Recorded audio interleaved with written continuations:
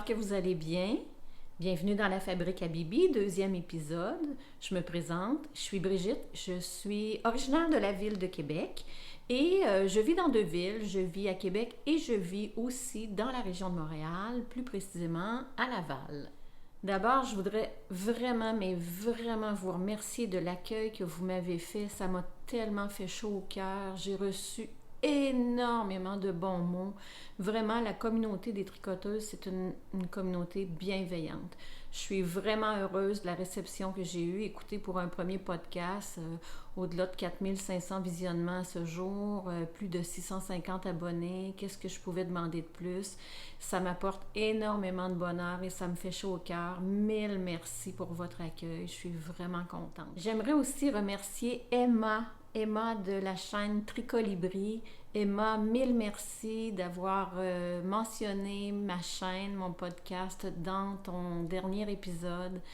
Quand on est mentionné par Emma de Tricolibri, oh wow, ça fait toute une différence aussi dans la publicité qu'on reçoit par Emma. Je suis vraiment heureuse, ça m'a vraiment aidée. Merci, c'est vraiment gentil, j'apprécie énormément. Je vais profiter de ce moment aussi pour vous parler moi-même de podcasts que j'ai découverts. J'ai découvert 3 nouveaux podcasts et j'aimerais aussi remercier, je crois qu'elle s'appelle Vanessa de Filles à paillettes, qui a aussi cité mon podcast dernièrement dans son dernier épisode. Donc, Filles à paillettes, c'est un nouveau podcast. Je crois que c'est Vanessa, j'espère que je ne me trompe pas de prénom. Vanessa vit dans les Pays-Bas, aux Pays-Bas, tout près, je crois, d'Amsterdam, si c'est pas Amsterdam même. Et elle est française d'origine et elle a parti un podcast, elle est vraiment dynamique, allez la voir, c'est vraiment intéressant. Il y a aussi la Miss Knitter, que j'ai découvert, que j'ai adoré, que vous pouvez aller voir aussi. Elle a quelques épisodes déjà en ligne. Elle est dynamique, elle aussi, vraiment intéressant. Et j'ai découvert, mais elle, ça fait quand même un petit bout de temps là, qu'elle tourne. Ça doit faire un petit peu plus d'un an. Stéphaline Maid, Stéphanie de son prénom, qui est très populaire aussi. Probablement que vous la connaissez déjà. Mais quand même, je tiens à souligner, j'ai écouté tous ses podcasts la semaine dernière en rafale. Et j'ai bien aimé ce qu'elle fait. Ça ressemble beaucoup à ce que je fais aussi. Je me retrouve un peu comme je me retrouve dans ce que fait Emma aussi de Tricolibri. Donc, des podcasts nouveaux ou plus anciens, mais très intéressants. On va commencer. Comme d'habitude, il va y avoir les ouvrages terminés, des ouvrages en cours. Allô tout le monde! J'espère que vous allez bien. Je ne ferai pas la différence aujourd'hui entre un segment tricot et un segment couture parce que vous allez voir pourquoi, vous allez comprendre. C'est que ça va ensemble, c'est englobant aujourd'hui ce que j'ai à vous présenter en tricot et en couture. Je vais vous parler d'abord de ce que je porte. Et oui, ce que je porte, j'ai terminé mon April Cardigan de Petite Knit. Il n'y a pas à peu près il y a une semaine. Voilà, et je le traîne avec vous ce matin. C'est la première fois que je le porte. Je suis vraiment contente. J'ai fait les manches, une petite affaire trop longue, mais c'est acceptable. Je les retourne comme ça, puis ça me convient. Si je veux les porter, par exemple, avec un petit peu plus, si on veut dire, là, bouffant. Pas bouffant parce que c'est une manche cintrée, mais même garder déplié, là, c'est très acceptable là, comme manche. Jusque ça rafale un petit peu plus dans le bas, c'est acceptable. Donc, aujourd'hui, je les ai repliés pour pas que ça me nuise, bien entendu. Je l'ai tricoté avec la laine Belle de Artfil. C'est une teinturière québécoise. C'est une très belle laine, bien ronde, bien définie, que j'aime beaucoup tricoter. C'est sûr que c'est une laine teinte à la main, donc on a des nuances dedans, comme vous pouvez voir. Regardez, l'éclairage est plus ou moins bon ce matin parce qu'il y a trop de soleil. J'en suis désolée. C'est quand même noir, là. Ils disent couleur onyx. Ça vous paraît pas noir à l'écran, mais si je recule ici, oui, un petit peu plus. Regardez, c'est vraiment un cardigan qui est noir. J'y ai mis les beaux boutons vendus par Petite Knit. Ces superbes boutons qu'elle propose elle-même dans son patron. Je suis vraiment contente, ça donne un résultat, ça donne du chic au cardigan. C'est vraiment, vraiment, vraiment beau. Je suis vraiment contente, il fait très bien, il tombe bien. J'ai fait exactement le patron tel quel, j'ai fait aucune modification. C'est la grandeur M que j'ai fait. En général, moi, c'est pas mal ça que j'habille dans les modèles de petites knits. C'est vraiment M que j'habille. Je l'ai jumelé, je ne l'ai pas jumelé avec un fil de mohair. Comme je vous disais, moi, le mohair, j'ai un petit peu plus de difficulté. Donc, je l'ai jumelé avec un fil qui s'appelle, attendez un petit peu, je l'ai ici, Lamana Piura. Le fil Lamana Piura, qui est en fait de l'alpaga. C'est un fil de grosseur lace. Ça a donné un petit peu, je dirais un petit peu de poids au cardigan parce qu'on sait que l'alpaga, souvent, c'est plus lourd et ça n'a pas de tenue. Mais c'est pas tragique non plus. Là. Donc, voilà, je suis bien heureuse du résultat. Ça va être un classique dans ma garde-robe que je vais grandement apprécier. Franchement, là, je suis vraiment contente. Parlant de cardigan, j'ai fait une recherche pour démêler la différence entre un cardigan puis un gilet, parce que souvent on inverse les deux, c'est pas du tout la même affaire, un cardigan versus un gilet. Et je suis tombée sur une petite histoire de l'origine du mot cardigan, j'ai trouvé ça bien cute, fait que j'ai décidé de vous le partager. Apparemment que le mot cardigan viendrait du conte Cardigan, en Grande-Bretagne dans les années 1854 lors de la guerre de Crimée. Le comte Cardigan était agacé et se sentait engoncé dans son pull apparemment et il l'aurait fendu en avant d'un coup d'épée, un coup de sabre et l'aurait jeté. Et il y aurait un guerrier qui, apparemment, a ramassé le pull fendu du comte Cardigan et l'aurait récupéré pour lui-même en lui apposant des boutons. Et c'est de là que viendrait, selon la légende, bien entendu, le mot cardigan pour ce genre de vêtements. Donc, ça me tentait de vous partager ça parce que j'avais trouvé ça bien cute. Je vais vous parler maintenant, dans le premier podcast, je vous ai parlé que je constituais des boîtes de naissance et en passant, j'avais pris l'idée de Emma des Tricolibri. J'avais trouvé ça tellement cute. L'idée n'est pas de moi. Alors, je tiens quand même à donner la paternité ou la maternité à Emma de cette idée. Ça ne vient pas de moi. Donc là, je vais vous présenter vraiment le contenu de mes boîtes de naissance. Je vais commencer par celle qui va aller à Stéphanie, la belle-sœur de Laurence, ma fille, pour son petit garçon qui devrait naître d'ici 2 semaines, qui est supposé s'appeler William. Alors, je commence. Regardez, je vais vous montrer. Puis après ça, je vais la vider. Elle est bien remplie, comme vous pouvez voir. J'ai une petite carte ici qui va me rester à écrire les bons mots. Et voilà ce qui se trouve dans cette boîte que je vous présente à l'instant. Je vais vous parler en premier parce que dans le dernier épisode, je tricotais les Monday Sweater Junior de Petite Knit. Donc, on va rester dans le même ton pour commencer. Alors, voici celui que j'ai fait pour William.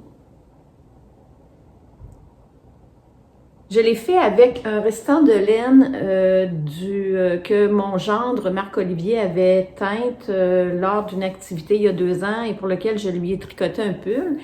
Et étant donné qu'il va être le parrain de William, je me suis dit, je vais utiliser le restant de sa laine pour faire le pull de son filleul.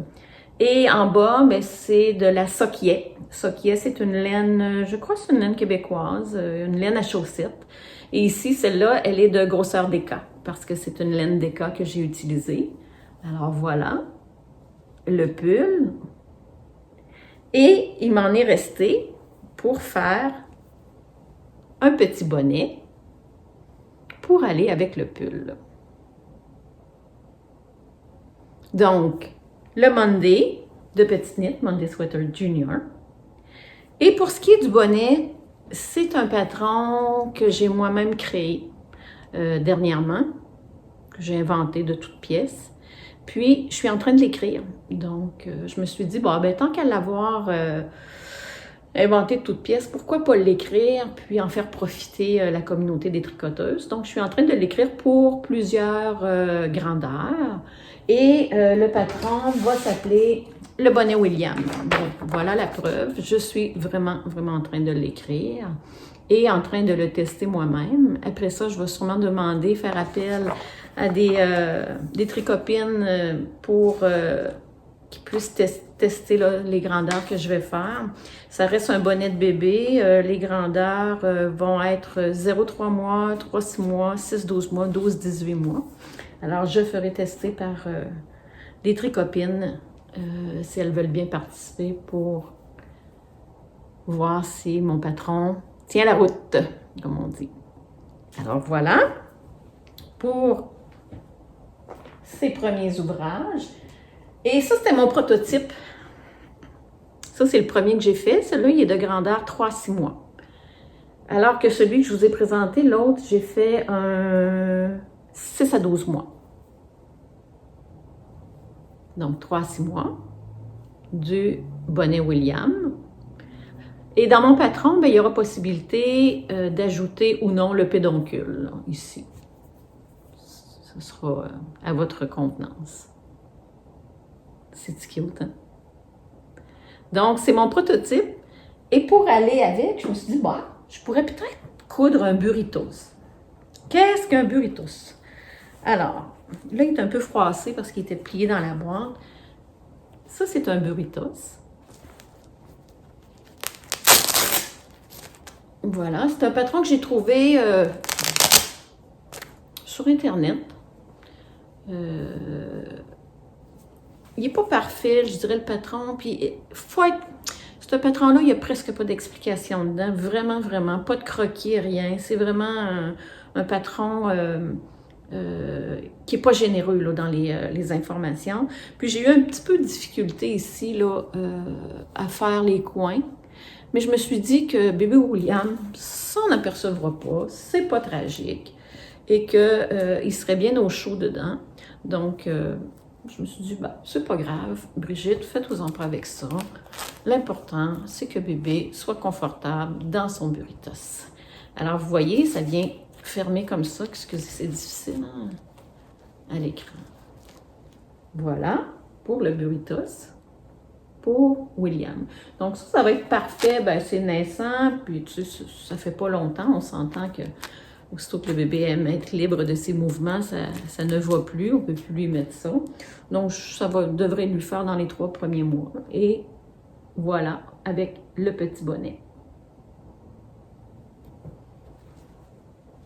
Ensuite,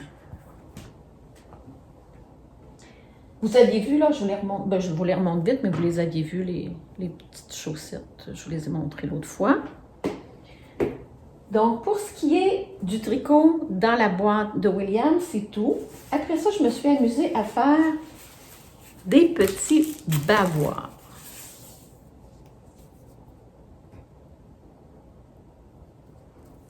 Donc, j'ai mis en arrière, c'est une ratine extensible, et en avant, ça s'appelle du pull, PUL. C'est un tissu imperméable. Donc, ça, j'en ai fait 2. 2 petits bavoirs. Ça prend pas beaucoup de tissu, comme vous pouvez voir. Hein? Et avec le restant, il y avait ça dans le patron. Je vous parlerai du patron après. C'est un protège-épaule. Donc, qu'on met ici pour faire le rot de bébé. C'est cute, hein? Je trouve que c'est original. Sur lequel, bien entendu, je pose mes étiquettes La Fabrique à Bibi. Voilà pour ça. Et le patron, c'est les Créas de Valma. Et j'ai acheté ce patron sur Makerist. Voilà, c'est ça, sur Makerist. Donc, les Créas de Valma. Et dans le patron, à part les bavoirs et le protège-épaule, il y a aussi le patron pour une panière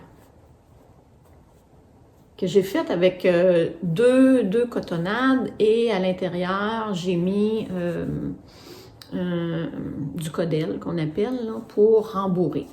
Puis je suis allée dans une boutique pour bébé et j'ai acheté les petites débarbouillettes. Regardez ça. Donc, dans cette boîte-là, la seule chose que je n'ai pas fait moi-même, ce sont les petites débarbouillettes. C'est vendu en lot de 6. Je pense, où c'est que j'ai acheté ça? Non, chez Carter's. Toutes des belles petites débarbouillettes. Dans la panière. Dernier ouvrage de la boîte, j'avais plusieurs restants, vous allez le voir aussi dans l'autre boîte, j'avais plusieurs restants de tissu, des chutes de tissu que j'avais acheté à un moment donné, mais que je ne me suis pas vraiment servi. Et je me suis dit, ah, c'est un bon moyen de les passer. C'est un coton gaufré qu'on appelle, pour lequel j'ai tout simplement tout le tour fait un tour de surjet, un surjet tout le tour du tissu.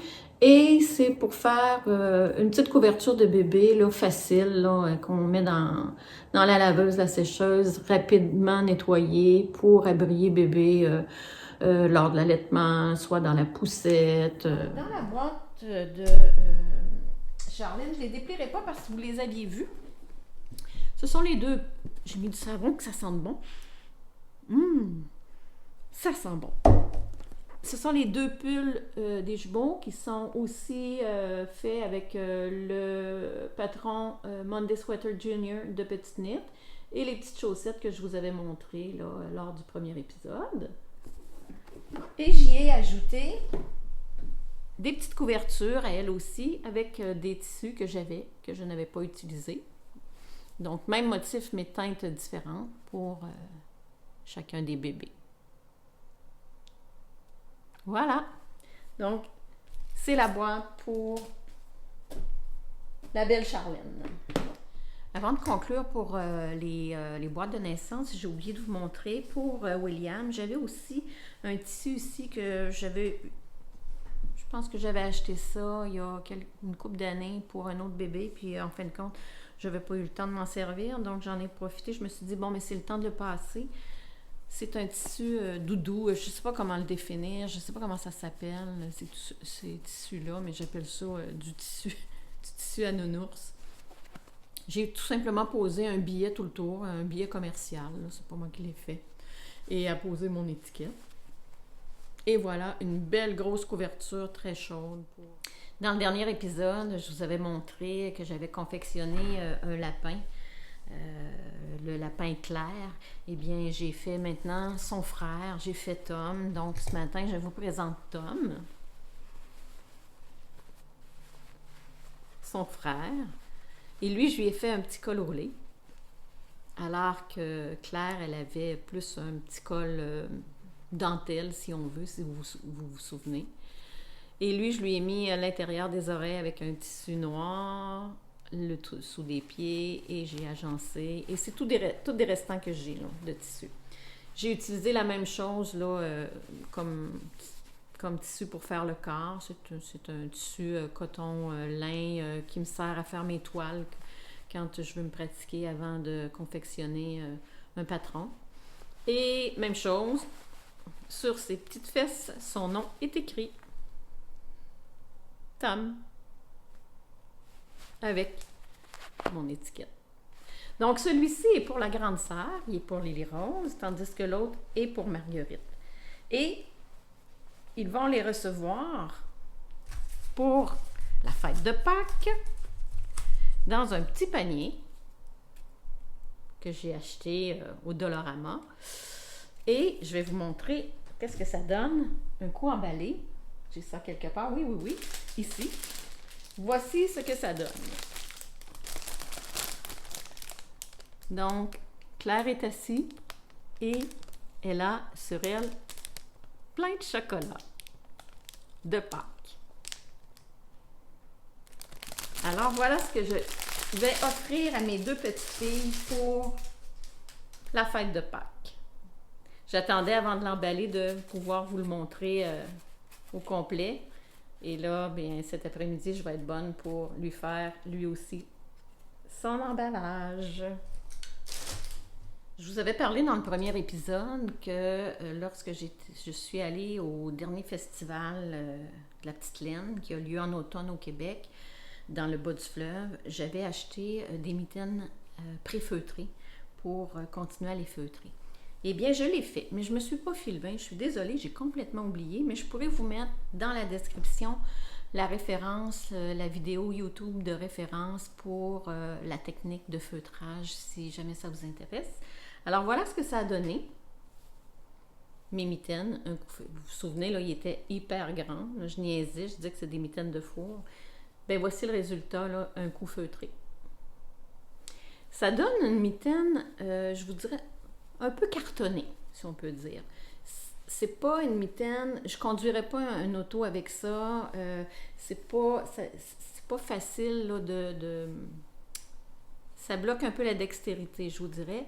Mais pour aller marcher, aller jouer dehors, aller faire de la raquette, c'est parfait comme mitaine. Est-ce que c'est chaud? Je ne le sais pas. Je ne pourrais pas les étraîner cette année. Je ne pourrais pas voir parce que on s'en va vers la belle saison. Les températures plus chaudes s'en viennent. Mais l'hiver prochain, je vais les étraîner puis je vais les tester à savoir si c'est chaud.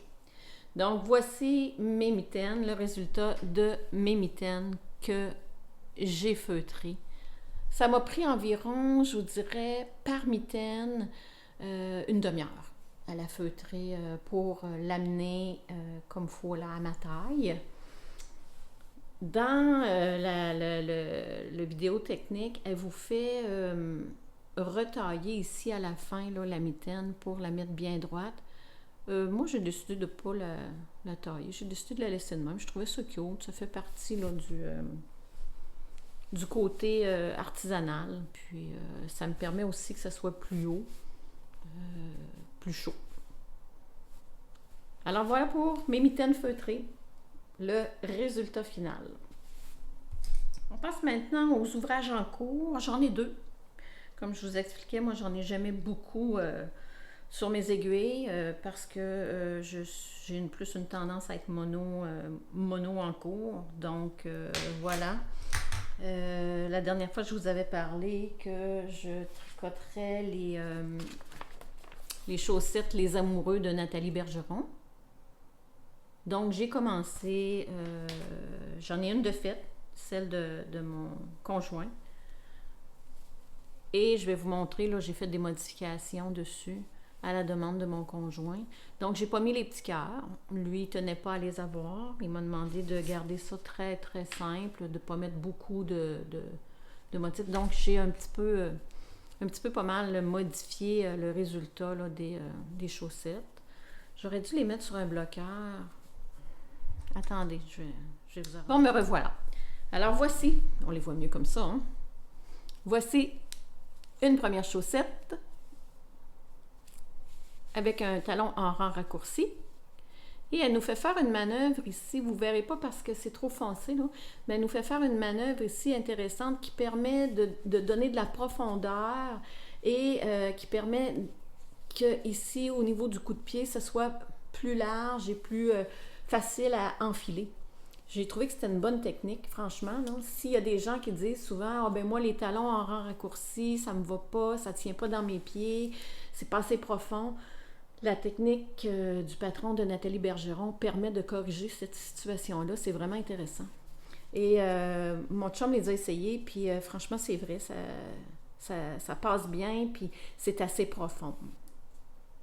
Donc, la deuxième est en cours. Voilà. Je devrais l'avoir terminé d'ici une semaine. C'est juste que là, je l'ai mis un petit peu de côté parce que je me suis embarquée sur un ouvrage plus long que je vais vous montrer à l'instant. Alors, c'est ça. Voilà. Ça devrait être terminé. Dans le prochain podcast, ça va être terminé. C'est sûr. Je suis présentement à tricoter le t-shirt Gaïa de Morissette C. Je me suis mis en mode estival là, dans mes tricots. Donc, le t-shirt Gaïa. que j'ai commencé il y a quelques jours et que je tricote avec la fibre Coast de Old Garn, la Coast. C'est la couleur cobalt. Et cette fibre-là, c'est une fibre de grosseur lace. Donc, je la tiens en double pour le patron. Et c'est composé de 55% laine et 45% coton. Voilà. Et voici le chef-d'œuvre. Attendez, je vais démêler les fils un peu. Alors voilà à quoi ça ressemble. Quand j'ai commencé, je me disais, eh mon Dieu, que ça me sort de ma zone de confort, ce bleu-là. Moi qui est toujours dans le noir, beaucoup de noir, du gris, des couleurs assez neutres, si on peut dire, ou sobres plutôt, je dirais. Et là, de faire cette couleur-là, je me suis dit, oh my God, est-ce que je vais l'assumer? Eh bien, plus je le tricote, plus je suis en amour avec, plus j'adore la couleur. Puis je pense que ça me va bien aussi. Alors voilà. Donc, c'est une construction du haut vers le bas. C'est un modèle à empiècement, donc il n'y a pas de réglant. Vraiment un modèle à empiècement. Et c'est très facile, c'est très, très, très simple, c'est très accessible aux débutants. C'est un jeu d'augmentation qui est fait à partir de jetés. Et après ça, ici, pour le motif, c'est un jeu de mailles glissées, tout simplement, qui donne ce motif. Donc, c'est important que je vous dise, les patrons de Morissette C sont disponibles sur son site internet.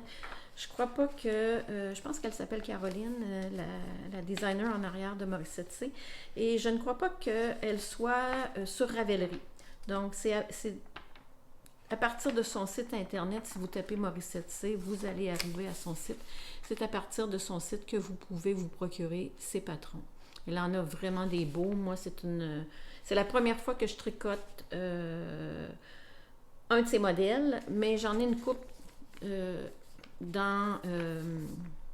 en banque, si on peut dire, prêt à être tricoté, que je vais tricoter éventuellement. Je vous en reparlerai, voir comment j'ai trouvé le patron, s'il fait bien. Moi, présentement, écoutez, c'est assez inclusif quand même dans les grandeurs, mais attention, n'ayez pas peur. Vous allez peut-être faire le saut quand vous allez voir dans les grandeurs puis vous dire, ben voyons donc, X large.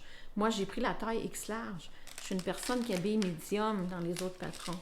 Mais arrêtez-vous pas à cette cote-là parce que ça peut vous faire peur. Ne vous inquiétez pas.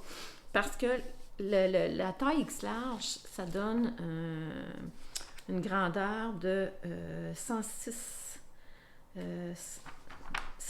dans son patron. C'est ça. Donc, elle a XX small, X small, small, medium, large, X large, 2X large et 3X large. Donc, elle est inclusive, mais je dirais vers le bas. Et moi, j'ai pris le 106 cm de tour de poitrine pour avoir une aisance de 7 cm. Parce que je ne le voulais pas trop coller sur le corps non plus. Disons que...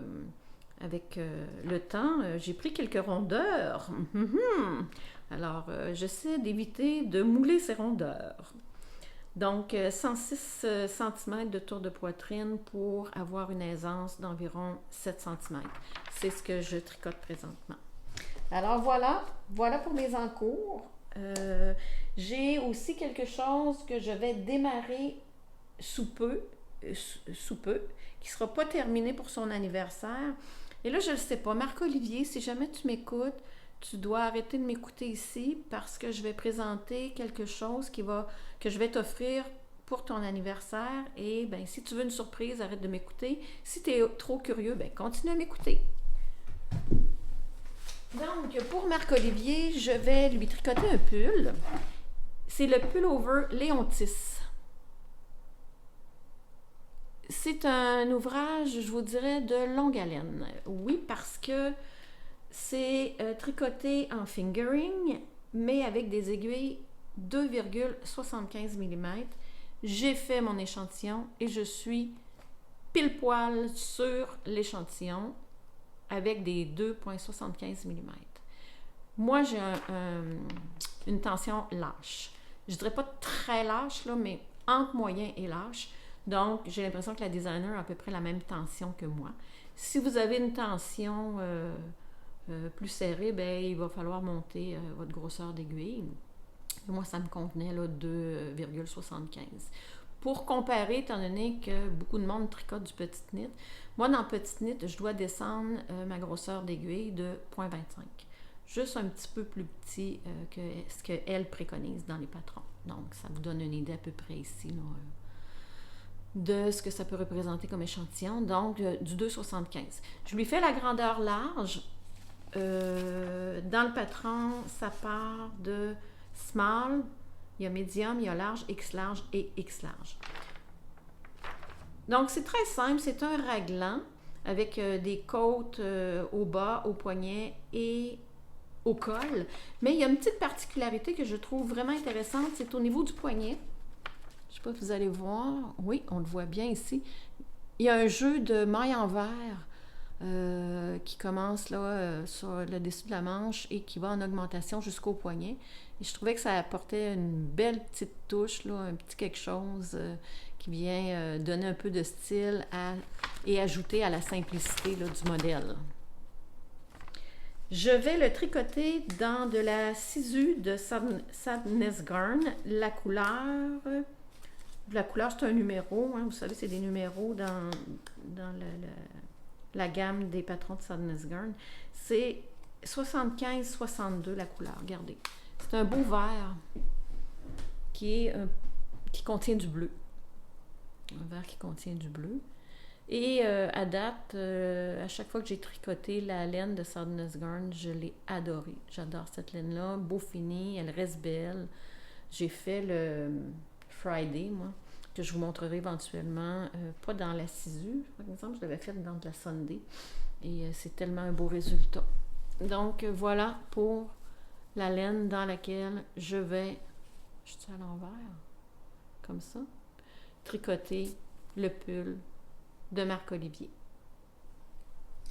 C'est la fin déjà, ça fait le tour. Je vous ai pas mal présenté tout ce que j'avais pour l'instant.